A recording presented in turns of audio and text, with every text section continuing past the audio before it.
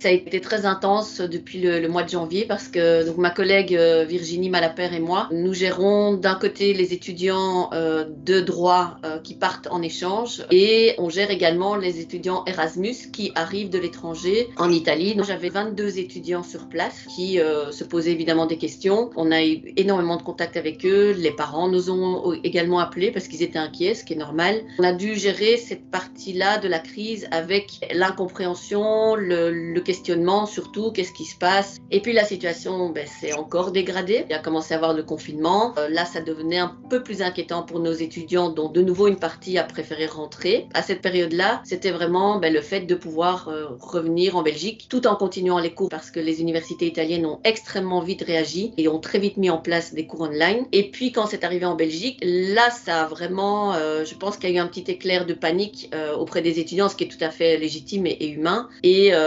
certains vraiment sont rentrés. Il faut savoir qu'aujourd'hui, il y a quand même un petit nombre qui a vraiment voulu rester sur place. On est toujours en contact avec eux, ils vont très bien.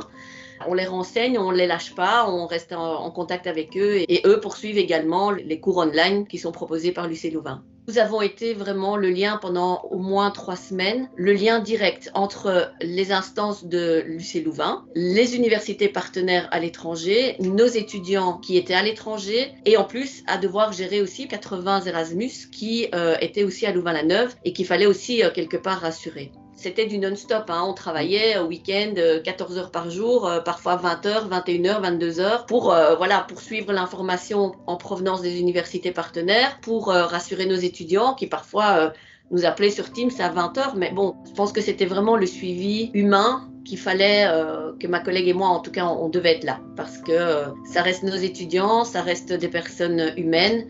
On peut pas les laisser tomber. Donc de toute façon, voilà, enfin, on s'est même pas concerté, on l'a fait naturellement et c'est clair que ça va créer des liens énormes. Ça, c'est sûr.